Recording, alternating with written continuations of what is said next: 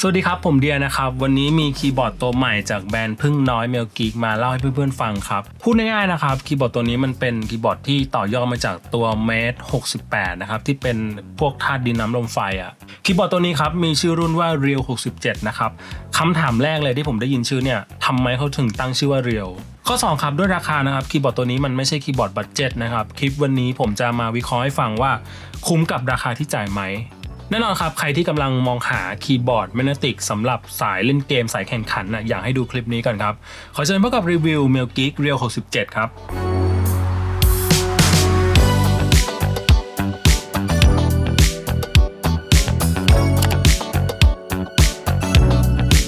ขอเล่าก่อนนะครับว่า Melgeek ตัวนี้เป็นตัวแรกของผมนะครับคือผมได้ยินชื่อแบรนด์ Melgeek มานานแล้วล่ะแต่ก็แบบไม่ได้มีโอกาสใช้ก็เนี่ยเป็นตัวแรกของผมนะครับวันนี้ครับได้จับตัวจริงผมกล้าพูดเลยว่าไม่ผิดหวังเลยตรงกับที่คิดไว้เลยว่ามันต้องดีแน่ๆพอได้จับได้ลองใช้จริงๆมันดีอย่างนั้นจริงๆคือมันมีความเนี้ยบความสวยแล้วก็ลูกเล่นของตัวคีย์บอร์ดเยอะมากๆและแน่นอนครับ Melgeek นำเข้าโดยร้าน Big Penguin ครับตัวจริงเรื่องคีย์บอร์ดครับแล้วก็ตอนนี้ก็มีพวกเมาส์เกมมิ่งแผ่นรองเมาส์มีอะไรเยอะแยะเลยลองเข้าไปดูที่ร้าน Big Penguin ก่อนครับเจ้าเก่าเจ้าเดิมครับโอเคเรามาเริ่มที่ของในกล่องกันก่อนอย่างแรกเลยคือตัวคีย์บอร์ดซึ่งคีย์บอร์ดนะครับเขาจะมีแยกเป็น2รุ่นใหญ่ๆนะครับคือตัวคีย์แคปใสแล้วก็คีย์แคปทึบ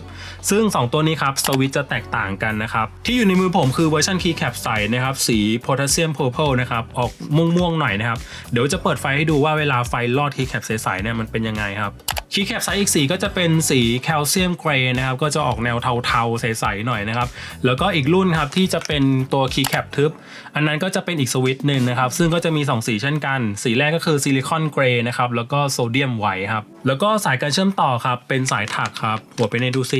ให้ที่ดึงคีย์แคปมานะครับแต่ก็ดึงสวิตช์ไม่ได้ครับแต่จริงๆตัวนี้เราสามารถฮอปสวิตช์ได้นะแต่เขาให้มาแค่ที่ดึงคีย์แคปแล้วก็คีย์แคปสำรองครับสำหรับไว้ใช้กับ Mac ครับแล้วก็พวกเอกสารต่างๆนะครับพวกสติกเกอร์ Melgeek นะครับพวกQuick Guide นะครับเป็นคู่มือการใช้งานเวลากดคีย์ต่างๆนะเพราะว่าด้วยความที่คีย์บอร์ดตัวนี้เป็นคีย์บอร์ดแบบ 65% นะครับปุ่มก็จะมีความน้อยๆนิดนึงมีเคอร์เซอร์ลูกศรนะครับไม่มี F row ก็จะต้องอาศัยคู่มือการใช้งานในการกดเพิ่มเสียงลดเสียงกดยังไงอะไรประมาณนี้นะครับตัวคีย์บอร์ด 65% มีคีย์ทั้งหมด67คีย์นะครับแล้วก็ผมให้เพื่อนๆดูหน้าตาของตัวมันก่อนโคตรสวยสัมผัสแรกโคตรสวยนี่มีไซส์พาเนลด้านข้างนะครับผมเห็นวัสดุตอนแรกผมนึกว่าเป็นคีย์บอร์ดอลูเว้ยเพื่อนๆเพราะว่ามันมีความเนี้ยบมีความเนียนมากๆแต่มันเป็นพลาสติกนะครับทั้งหมดนี้เป็นพลาสติกหมดเลยนะครับมันมีงานประกอบที่ผมให้เป็นอันดับต้นๆของพวกวงการคีย์บอร์ดเลยงานประกอบโคตรดีเลยสวยมากนะครับต้องดูเองต้องมาลองจับเองแล้วก็มีน้ำหนักพอสมควรนะครับก็มีความปึกมีความแน่นนะครับงานดีไซน์แต่ละจุดเพื่อนๆดูไซส์พาเนลด้านข้างจะมีหมุดตรงนี้รู้สึกว่าเขาไม่จำเป็นต้องใส่ก็ได้แต่เขาก็ใส่มานะครับหรือว่ายางรองตรงนี้ยางรองคีย์บอร์ดเพื่อนๆดูมันจะเป็นเท็กเจอร์ขูขาตรงเนี้ยซึ่งเขาจะเป็นยางแบบแบนๆก็ได้แต่เขาก็ยังอุตส่าห์ใส่ลายฉลุตรงนี้มานะครับหรือว่าจะเป็น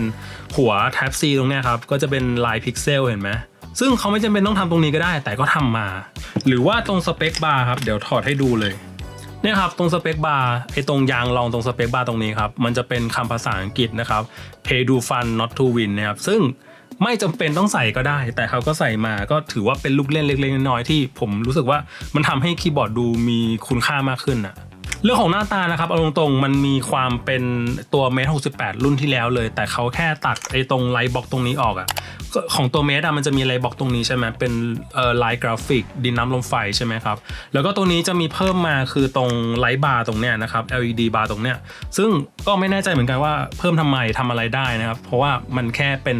ป็นไฟที่สามารถเปลี่ยนสีได้เฉยๆนะครับตามความรู้สึกของผมนะผมรู้สึกว่าเจ้าเมดมันจะเป็นคีย์บอร์ดที่ออกแนวแบบสวยงามหน่อยส่วนเจ้าเรียวเนี่ยมันเป็นคีย์บอร์ดที่ออกแนวแบบสายเพอร์ฟอร์แมนซ์เป็นคีย์บอร์ดเล่นเกมจ๋าๆเลยทำให้เขาตัดสิ่งที่ไม่จำเป็นออกไปตัดตรงไลท์บาร์ตรงนี้ออกเพราะว่ามันไม่จำเป็นต่อการแข่งขันไม่จำเป็นต่อการเล่นใช่ไหมฮะแล้วก็คำถามที่ผมถามไปตอนต้นคลิปว่าทำไมเขาถึงตั้งชื่อว่าเรียวอันนี้ครับผมชอบมากถ้าเกิดเราไปดูในเว็บไซต์ของ Melgeek เขาจะเขียนเลยนะครับเป็นภาษาอังกฤษ Why Real นะครับซึ่งถ้าเกิดแปลเป็นไทยนะครับก็จะมาว่า Melgeek เนี่ยเขาจะ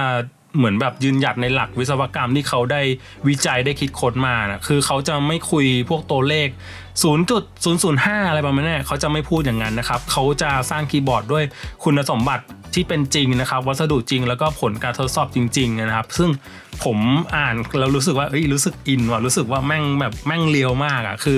คือตัวคีย์บอร์ดตรงเนี้ยถ้าเกิดเราพูดเรื่องของสเปคนะครับพวกค่าสแกนเรทค่าโพลิงเรทอ่ะมันอาจจะยังสู้พวกคีย์บอร์ดจีนที่ผมเคยรีวิวไม่ได้พวกค่าสแกนเรทตัวเนี้ยสแกนเรท 16,000 เองแต่เราเคยเจอสแกนเรท 256,000 มาแล้วนะครับต่างกันฟ้ากับเหวเลยแต่ไอ้ตรงเนี้ยเลขสแกนเรทเนี่ยมันเป็นสแกนเรทจริงๆแล้วก็ใช้งานได้จริงๆแล้วก็เท่าที่ลองใช้ไม่เจอปัญหาในการใช้งานอะไรเลยคีย์บอร์ดทำงานได้รวดเร็วดีนะครับซึ่งก็สมกับคำว่าเรียวจริงๆเลย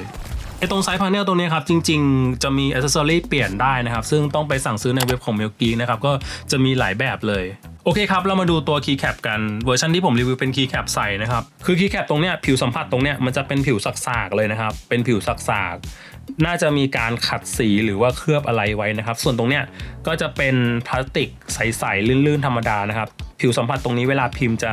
มีความติดมือมากนะครับหนึบมากนะครับแล้วก็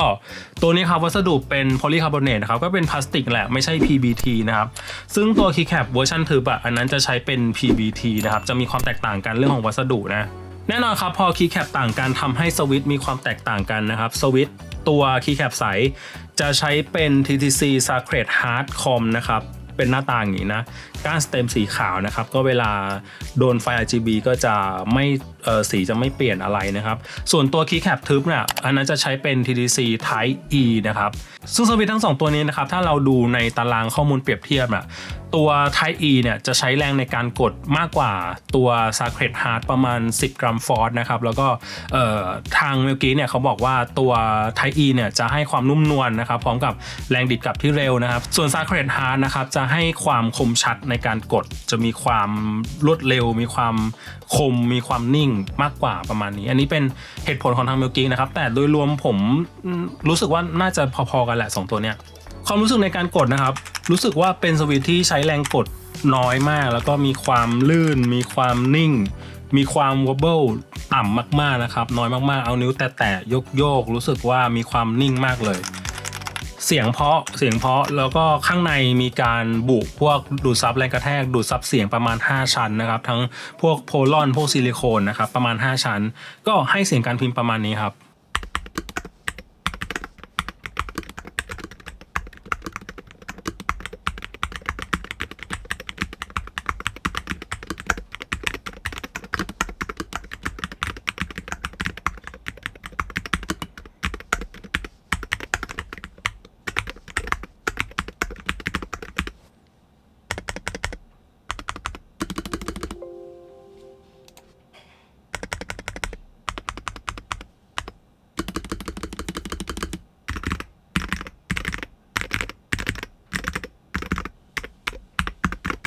ด้วยความที่เป็น Keycap ใสผมรู้สึกว่าเวลาไฟรอดแล้วมันค่อนข้างสว่างเหมือนกันนะครับแต่ถ้าเกิดเรามองตรงๆไอ้ตรง Keycap ผมรู้สึกว่ามันจะมีการกรองแสงนิดนึงคือมันจะไม่แยงตาไม่ทิ่มตาเท่าไหร่ตรงนี้จะมีความขุ่นๆทำให้แสงมันแบบไม่ได้เข้าตาเราโดยตรงนะแต่ถ้าเกิดเรามองแบบด้านข้างตรงเนี้ยมันจะไม่มีอะไรกรองเลยนะครับแสงก็จะพุ่งเข้าหาเราตรงๆเลยนะครับอันนี้ก็ถ้าเกิดเล่นในห้องมืดผมรู้สึกว่ามันก็แอบระคายเคืองตานิดนึงนะครับแต่โดยรวมผมรู้สึกว่ามันสวยนะมันเป็นไฟที่แบบไม่ได้ทิ่มตาเหมือนรุ่นก่อนๆที่ผมเคยรีวิวรู้สึกไฟโอเคดีมาก Melgeek นะครับเขาก็มีซอฟต์แวร์ของเขาเองนะครับซึ่งเขาแบบเหมือนเป็น in-house เขาพัฒนาเองเลยแล้วก็